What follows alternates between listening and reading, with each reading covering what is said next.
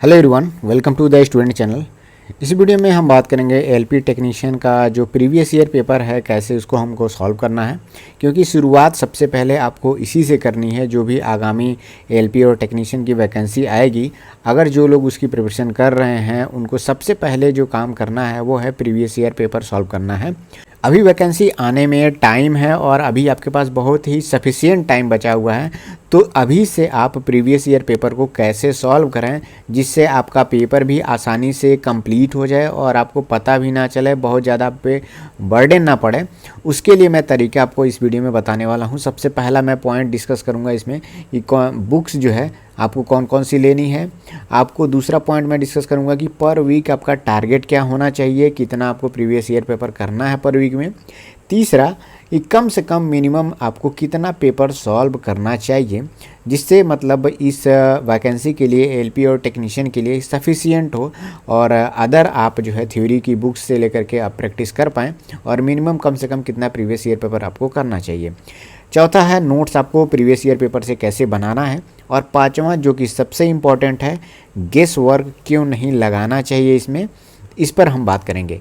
तो सबसे पहला टॉपिक यही है कि बुक्स हमको CBT 1 और CBT 2, हमारे पास एएलपी टेक्नीशियन का CBT 1 के जो पेपर हैं वो भी प्रीवियस ईयर पेपर आपके पास होना चाहिए, और CBT 2 में जो पेपर हुआ है उसका भी प्रीवियस ईयर पेपर आपके पास होना चाहिए। जो 2000 CEN 2018 की जो वैकेंसी थी उसका पेपर कम से कम आपके पास होना चाहिए। अब हम इसमें बात करते हैं CBT 1 का जो पेपर था बहुत दिनों तक चला था, तो इसमें तो करीब अगर आप प्लेटफॉर्म या रुक्मिणी पब्लिकेशन का अगर आप लेते हैं, रुक्मिणी पब्लिकेशन का लीजिए या प्लेटफॉर्म पब्लिकेशन का या फिर किरण पब्लिकेशन का बुक लीजिए। प्रीवियस ईयर पेपर आप चाहे तो यूथ पब्लिकेशन का भी ले सकते हैं। ये किसी भी पब्लिकेशन का आप उठाएंगे, पेपर तो पेपर सेम ही होता है और सोल्यूशन सब में अच्छे ही दिए हुए हैं। तो अगर कोई भी अगर आपके पास एक है तो सफिशिएंट है। अब देखिए CBT 1 का पेपर बहुत मतलब ज़्यादा शिफ्ट में हुआ था, तो हो सकता है कि किसी भी अगर पब्लिकेशन का इसमें लेते हैं तो एक बुक में ना कवर होके वॉल्यूम 1 और वॉल्यूम 2 के फेज में उसमें दिया हो, तो कोई एक पहले एक ही वॉल्यूम लीजिएगा। दोनों किताब आपको अभी ख़रीदने की ज़रूरत नहीं है, पहले एक सॉल्व कर लीजिए आप। दूसरा क्या है, CBT 2 का पेपर तो 3 ही दिन में कंप्लीट हो गया था, तो 3 दूना 6 पेपर ही इसके आपको मतलब देखने को मिलेंगे। और इसमें जो आपका टेक्निकल का जो पोर्शन था, टेक्निकल जो आप चूज करने वाले हैं उसका आप तैयारी अगर आपके दिमाग में अभी है तो अभी से बना लीजिए। बाकी वो अगर आप चाहते हैं किसी भी ब्रांच से आपने ITI डिप्लोमा और BTech किया होगा, कोई ज़रूरी नहीं है कि पार्ट बी में टेक्निकल का जो पेपर है उसको आपको जो ब्रांच आपका था वही चूज करना है, ये कोई कंपलसरी नहीं है। आप अगर इलेक्ट्रीशियन से किए हैं चाहे तो आप फिटर भी आप पार्ट बी में चूज कर सकते हैं, जो भी आप चाहें आप चूज कर सकते हैं, इसके लिए कोई बाध्यता नहीं है। फिजिक्स मैथ भी आप इंटर का चाहें तो चूज कर सकते हैं। मेरे साथ कई लोग थे जिनका ब्रांच मतलब इलेक्ट्रिकल था और उन लोगों ने 12th का फिजिक्स मैथ चूज किया था पार्ट बी में, तो आप कोई भी चूज़ कर सकते हैं। तो CBT 2 का पेपर तो बहुत जो बुक होगी वो बहुत पतली होगी, बहुत ज़्यादा मोटी नहीं रहेगी। लेकिन CBT 1 मुझे लगता है अगर बहुत मोटी किताब हो जाएगी तो सारा कवर होगा, नहीं तो अगर थोड़ा बहुत पतली होगी तो 2 वॉल्यूम में ये कवर होगा। तो कोई एक वॉल्यूम आप ले लीजिए, इन्हीं पब्लिकेशन में से कोई एक ले लीजिएगा, आपको मिल जाएगा। दूसरा पॉइंट है यहाँ पे पर वीक टारगेट हमें क्या रखना है। अभी देखिए अभी आपके पास बहुत ज़्यादा टाइम है एलपी टेक्नीशियन की वैकेंसी आने में, और सबसे पहले CBT 1 ही पेपर होता है, तो कोशिश आपको करना है कि CBT 1 के पेपर को ही पहले हमें सॉल्व करना है। अब CBT 1 का पेपर अभी वैकेंसी तो आई नहीं है, तो वैकेंसी आने से पहले ही कोशिश करिएगा कि मिनिमम आप 2 पेपर आप पर वीक में सॉल्व करिए। 2 पेपर देखिए बहुत ज़्यादा नहीं है, 3 दिन में आपको एक पेपर मैं कह रहा हूँ सॉल्व करने के लिए, और वो प्रीवियस ईयर पेपर है। सोल्यूशन भी उसका देख लीजिएगा आप, उस पेपर में दिया रहता है। तो देखिए अब 2 पेपर मैं पर वीक कह रहा हूँ, लेकिन अभी भी बहुत से स्टूडेंट ऐसे होंगे जो 2 पेपर भी नहीं कर पाएंगे, मुझे पता है। ये बहुत ही मिनिमम टारगेट है, और मैं वीकली प्लान बना रहा हूँ जो प्लेलिस्ट में आप देख सकते हैं कि पर वीक आपको एलपी में टारगेट क्या रखना चाहिए। तो प्लीज़ आप लोग एक वीक का मैंने वहाँ पर अपलोड कर दिया है। अब 5 दिन उसके हो गए हैं, छठा दिन समाप्त होने के बाद 7वें दिन उसके दूसरे वीक का प्लान प्लान आएगा, तो दूसरे वीक में आपको क्या क्या पढ़ना है, ये सारे सब्जेक्ट को लेकर के मैं वीडियो बना रहा हूँ, तो वो लिंक मैं डिस्क्रिप्शन में दे रहा हूँ, तो वो आप वहाँ पे देख सकते हैं। और उसमें मैंने बोला भी है कि आपको 2 पेपर प्रीवियस ईयर का एक वीक में सॉल्व करना है, बहुत ज़्यादा ये डिफ़िकल्ट टास्क नहीं है।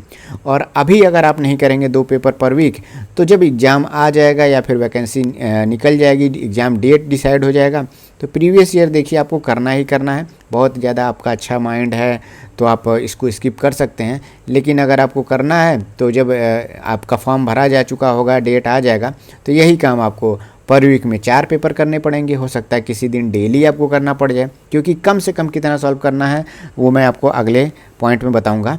तो कोशिश करिएगा 2 पेपर पर वीक आपको सॉल्व करना है। तीसरा पॉइंट है मिनिमम आपको कितना पेपर सॉल्व करना चाहिए।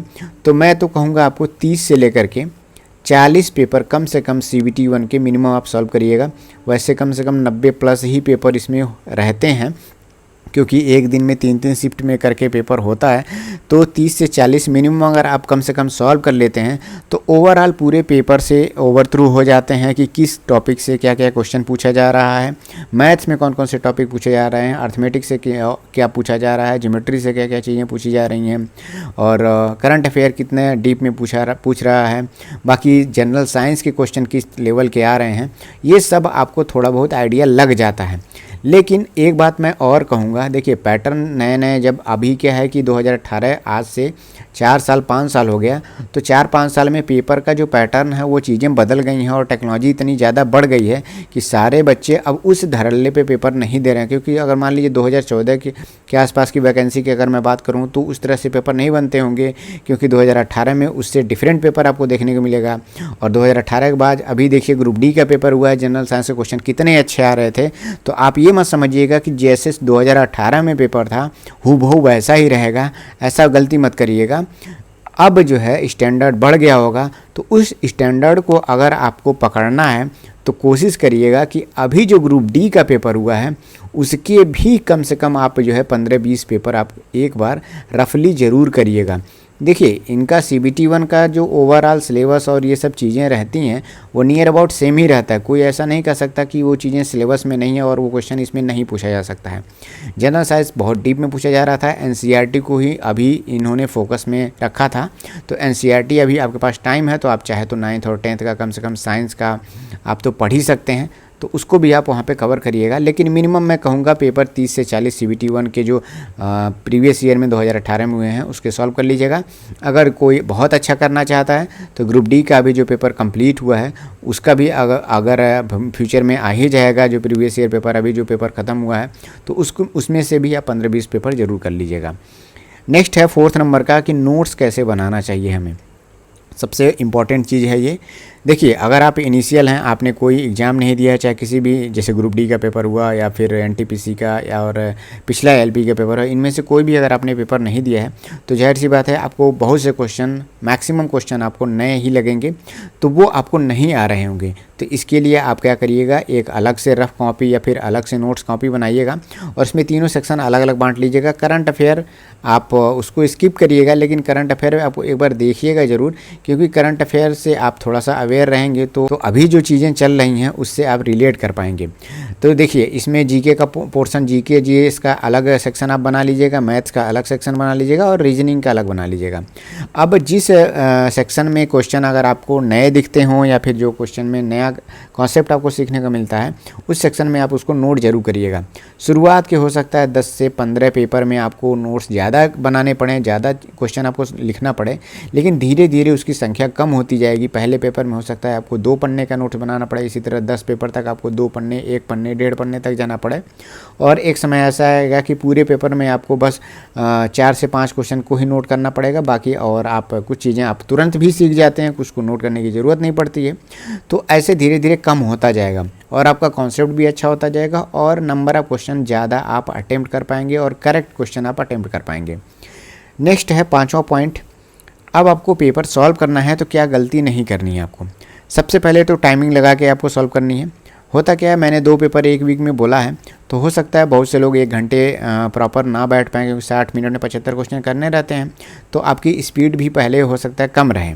जो लोग नए हैं उनकी तो कम ही रहेगी, जिन लोगों की प्रैक्टिस अच्छी है तो उनकी स्पीड तो अच्छी खासी बनी रहेगी, वो समय से पहले पेपर कंप्लीट कर ले जाएंगे।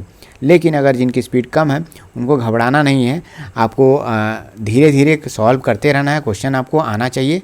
समय के साथ वो स्पीड बिल्कुल बढ़ जाएगी, सबकी स्पीड पहले स्लो ही रहती है। अब इसमें एक पॉइंट में जो जोड़ा हूँ, गेस क्यों नहीं लगाना चाहिए। कभी भी आप प्रीवियस ईयर पेपर करिए या फिर मॉक टेस्ट भी आप दीजिए तो गेस बिल्कुल भी मत लगाइए। अभी क्या है, ये सब चीज़ें आपको अपने आप में इम्प्रूवमेंट लाने के लिए ही की जा रही हैं।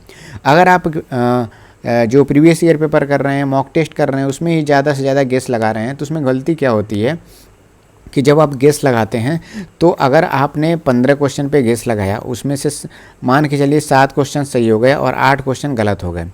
8 क्वेश्चन जो गलत हुए उसको तो आपने एनालिसिस के समय बहुत ध्यान से देखा है। और जो आप गेस लगाते हैं, गेस क्यों लगाता है आदमी, थोड़ा सा 2 ऑप्शन में 3 ऑप्शन में कन्फ्यूजन रहती है तो उसमें लगता है कि कोई एक ऑप्शन शायद ये सही है, मैंने ये कहीं पढ़ा है, और वो ऑप्शन आपने क्लिक किया और वो सही हो जाता है। लेकिन वो कन्फ्यूजन में ही आपका सही हुआ है, और जब आप एनालिसिस करने बैठते हैं तो उस क्वेश्चन पे आप बिल्कुल भी ध्यान नहीं देते हैं और आपका माइंड ये मान लेता है कि ये मुझे क्वेश्चन आ रहा था, और हालांकि आपने उसे तुक्का लगाया है, गेस में ही लगाया है, थोड़ा कन्फ्यूजन में हालांकि लगाया है आपने, लेकिन वो कन्फ्यूजन जब एक्चुअल पेपर में अगर उससे रिलेटेड क्वेश्चन आ जाएगा तो वहाँ अगर कन्फ्यूजन क्रिएट हो गया तो आप वहाँ पे रिस्क लेने से बहुत ज़्यादा डरते हैं और इतने सोचने का टाइम भी नहीं रहता है। अगर आपने सोचने में टाइम लगा दिया तो हो सकता है 15-20 सेकंड आप सोचने में भी टाइम लगा दिए और उस क्वेश्चन को आपने स्किप भी कर दिया, तो आपका टाइम का तो नुकसान हुआ ही हुआ और आपने उस क्वेश्चन को छोड़ भी दिया। और एक पछतावा और भी होता है कि आप ये सोचते हैं कि अरे यार ये क्वेश्चन मैंने मॉक टेस्ट में या फिर प्रीवियस ईयर पेपर में देखा था, मैंने वहाँ पे ध्यान नहीं दिया इसको और उसको याद नहीं किया, अभी यहाँ पे कन्फ्यूजन क्रिएट हो रही है। तो ऐसी गलती ना हो, इसीलिए प्रीवियस ईयर पेपर और मॉक टेस्ट दिया जाता है जिसमें आप अपने आप को इम्प्रूव कर सकें। तो जितना हो सके गेस आपको नहीं लगाना है, भले ही नंबर ऑफ़ क्वेश्चन ज़्यादा छूट सकता है, नंबर ऑफ़ क्वेश्चन ज़्यादा गलती हो सकती है। ये आइडिया मेरा है, मतलब मैक्सिमम लोग ऐसा करते होंगे, लेकिन मैं ऐसा नहीं करता था। मैं गेस वर्क को मैं इग्नोर करता हूँ, और गेस वर्क जब आप इग्नोर करेंगे तो एग्ज़ाम में ये आपका मतलब बहुत ज़्यादा फ़ायदा करता है।